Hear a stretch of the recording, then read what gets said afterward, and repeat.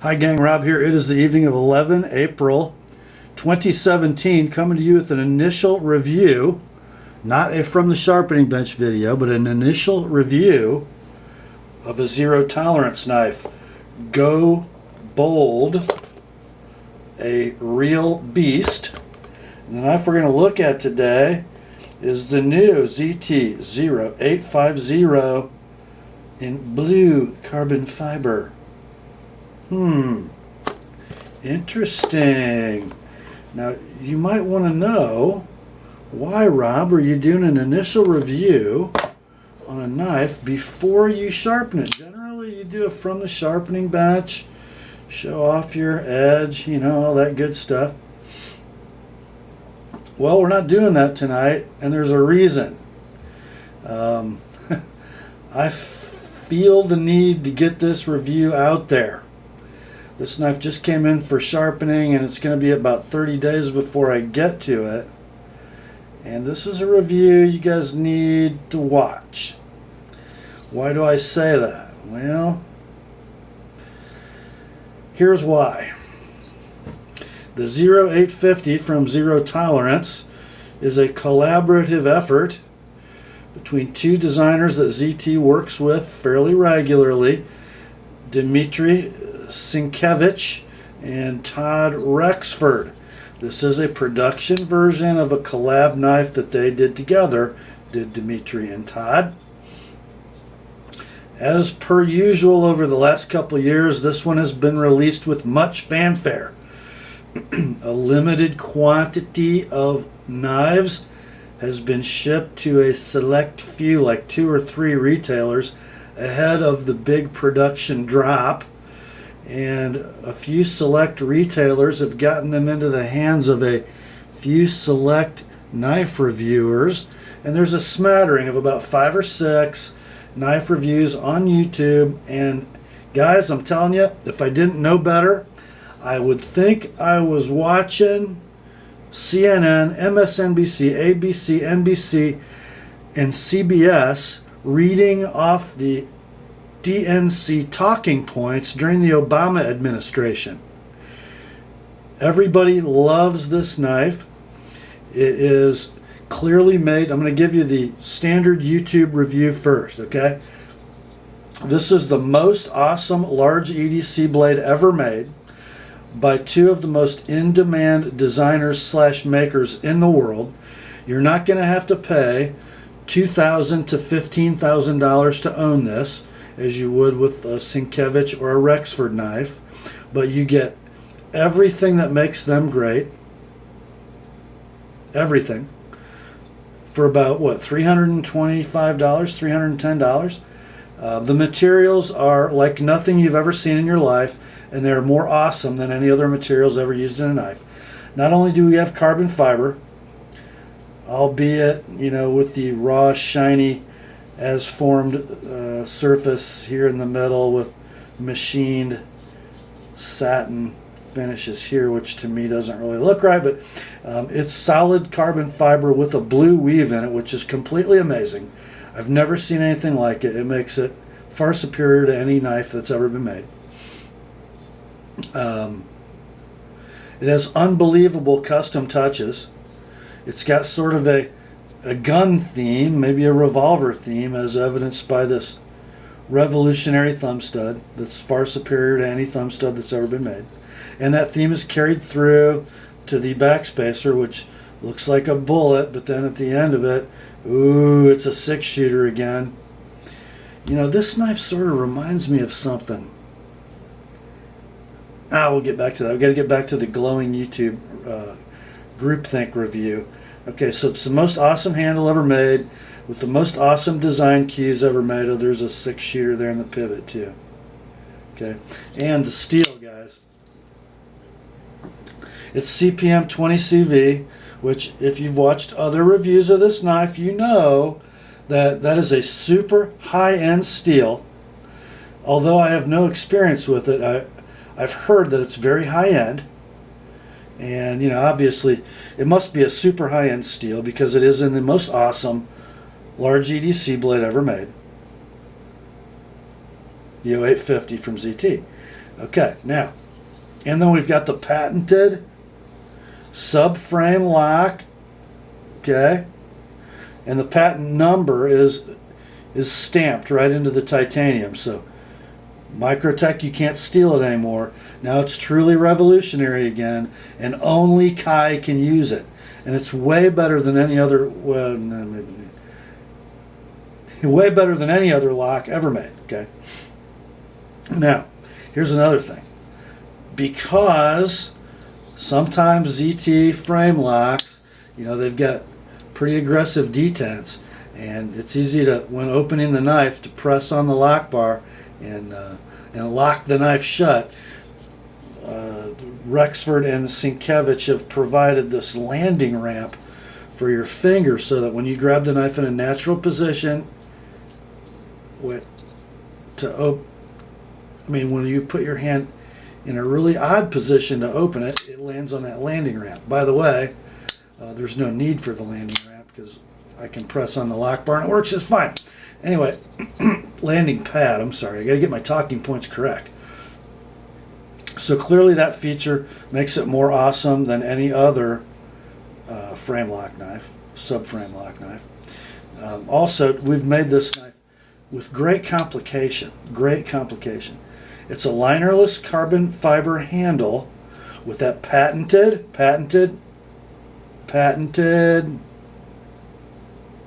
subframe lock. And although steel makes a really good spring, hardened spring steel or stainless steel, although steel makes a great spring, and the lock bar is a spring, just in case you guys didn't know, and we've elected to use a steel lock bar insert, so we have a steel interface at lockup. We've decided to use titanium for the subframe lock. Okay, which is way better than just using one solid piece of steel because it's titanium, right? We've also got the fully milled custom style pocket clip. And for some reason, unlike most ZTs that are tip up right or left hand carry, this knife is only right hand carry. Nice job. Really nice job. But it's beautiful, and it's fully milled like a custom clip, which helps make this knife the best large EDC knife ever made. And now let's get to the hardware, shall we? We've got this thumb stud, which kind of looks like, I guess it looks like a revolver cylinder or some kind of funked out beer barrel that's held in with a fairly large diameter Torx head fastener. That's made out of aluminum, and it's like hard anodized, sort of a gunmetal gray. The backspacer also a hard anodized gunmetal gray. And because this is the best large EDC knife ever made, we've actually, with no positive location this way in the handle scales, we have instead elected to go the revolutionary process of just drilling and tapping the aluminum and screwing 6 screws into it. These sides of the backspacer are totally flat, no locating pins, no nothing. It's more streamlined that way, and if you're going to make the best EDC large folding knife ever, you need to have your knife held together with tiny little threads in a piece of aluminum. It's revolutionary, guys. It really is. So clearly, and we got to get to the best part. Look at this blade. Clearly the finest looking, sexiest knife blade ever put in a knife. Look at that. Okay, that was a joke, but it is actually quite functional. A great slicer, similar angled in hand to the Spidey Chef, actually. I guess we could call this a harpooned modified sheep's foot. Kind of if you get the aesthetics out of the way. as far as the attitude and shape of the cutting edge in hand, it's a lot like a 550 Griptilian, okay? That modified sheep's foot Griptilian, which is not a bad thing for utility. And you know, this point is almost up to center line of the knife. Doesn't look like it, but there's a lot of belly. No, I'm not kidding here, guys. The point is almost straight ahead, so it's a great utility blade shape, and could be pressed into tactical duty. Now let's look at the rest of the story, the ergonomics of the knife. I kind of made fun of it for the landing pad that really is in the wrong place, but in the saber grip, it's what it should be. Better take off my wedding ring. I wouldn't want to mar that aircraft aluminum backspacer. I mean, it's not the best saber grip knife I've ever had in my hand, but it's pretty good. In a hammer grip, pretty good. Draw cut grip, pretty good, although the handle feels a little thin. 510 thousandths, by the way. Not bad. I have good, solid control of it. Reverse grip, pretty good. Probably the best handle ever put on a large EDC folding knife. Okay.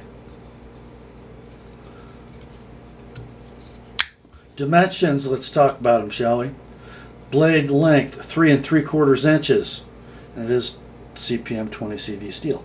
Thickness, 152 thousandths, just shy of 5/32 of an inch. Handle length, 5 inches. Handle thickness, I just said, 510 thousandths, just over half an inch. Weight, 4.2 ounces. Great weight for such a large knife. Shall we get a size comparison? Let's look at another large knife. Spyderco left-handed Millie, baby. Okay, gonna butt them up. You can see the handle length on the Millie is just a little longer. And let me get them base of the handle to base of the handle here for you. And the blade length on the Millie just a little longer. But, you know, all in all, fairly similarly sized knives. Okay.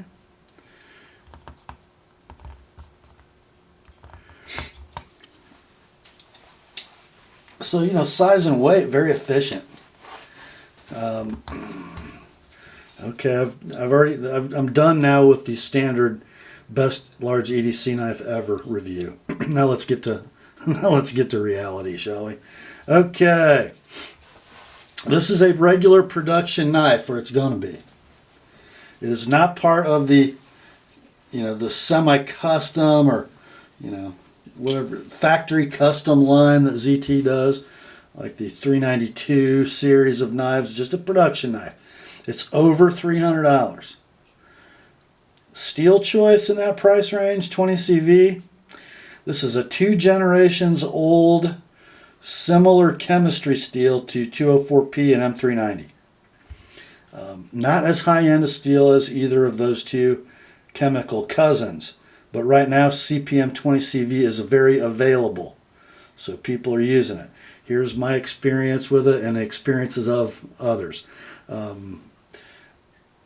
Unless it's a Benchmade, who, by the way, for all their faults, does an excellent job with heat treat, I find 20 CV to be more chippy than M390 or CTS 204P. Other characteristics, you know, edge retention, corrosion protection, all that stuff, they're all three great. I just find 20 CV to be a little more chippy than the other two, okay? A $300 production ZT, no.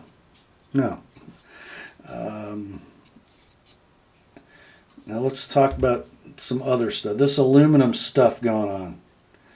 You know, I said this reminded me of something, how we've got this revolver cylinder theme going on. I was in the gas station the other day. Tell me if you don't see a resemblance. Check this out.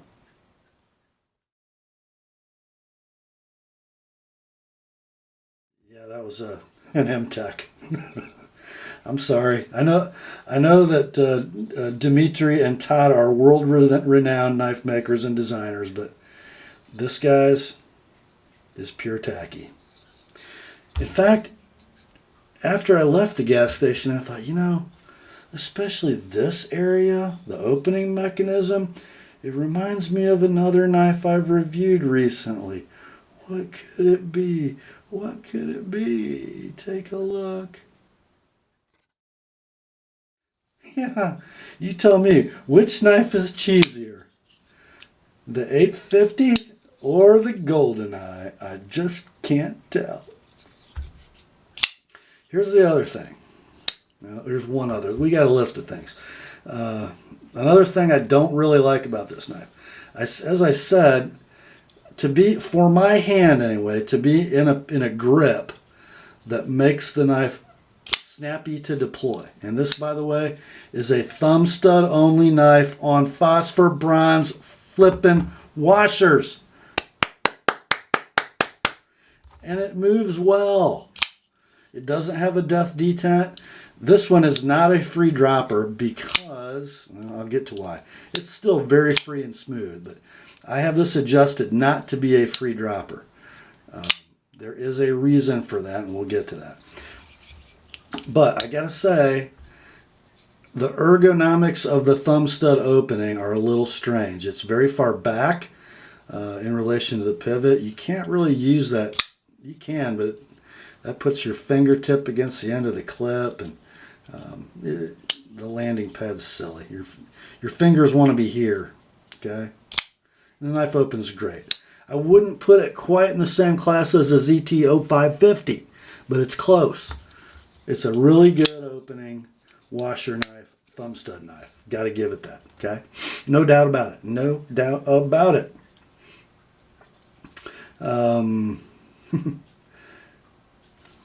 But I just can't get, oh, man. Anyway, let's talk about the pivot. First, I'm going to show it to you, and we're not going to talk about its silly design theme anymore. But this side is captive. There's a nice little collar machined onto it that's sort of a rectangle that fits into a corresponding rectangle countersink in the carbon fiber scale, so it can't spin. This side just standard T8 Torx. Now, for some reason, when I had this knife new, I had a reason to mess with the pivot. It didn't appear to have any Loctite on it. It was barely finger tight, which I thought kind of strange. I did. But it should be a pretty good pivot. And here is a picture of the components for you guys to look at, or actually a couple. One showing you the pivot and the countersink, and one showing you the phosphor bronze washer and blade. Take a look.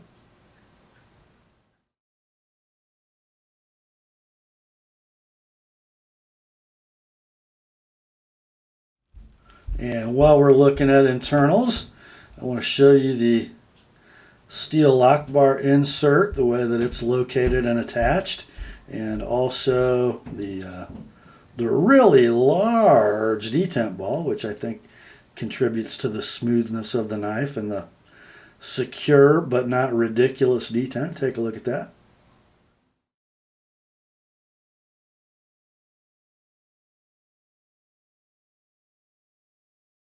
Okay, so why, you may ask, was it necessary, or what possessed you, Rob, to take apart this brand new in-box $310 ZT and start messing with stuff before it was even time to sharpen it? Well, guys, here's why.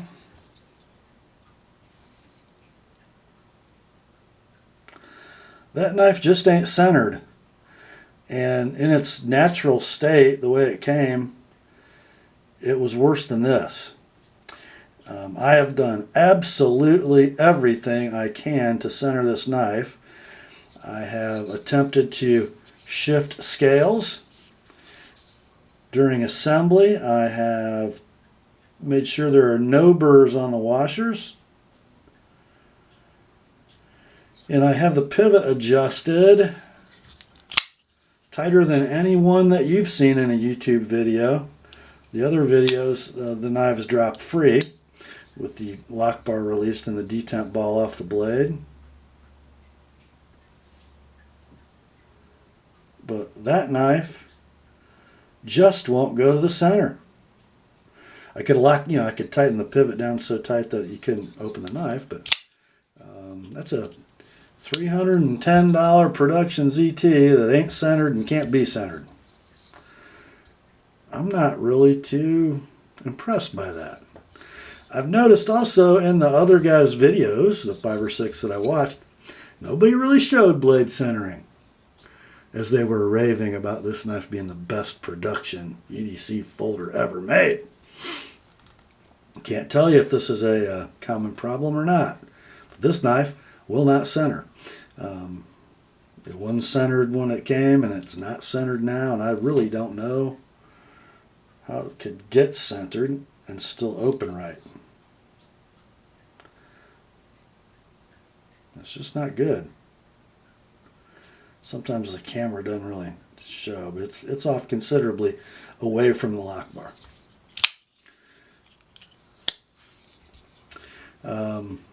I don't know, guys.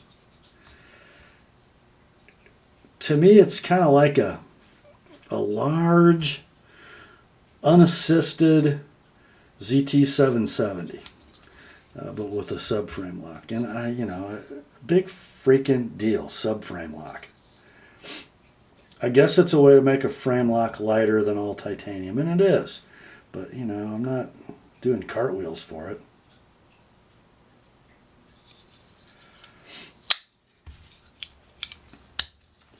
And let's talk about one last issue, shall we? And I'm not Dmitry Sienkiewicz. I don't get paid thousands of dollars to make custom knives.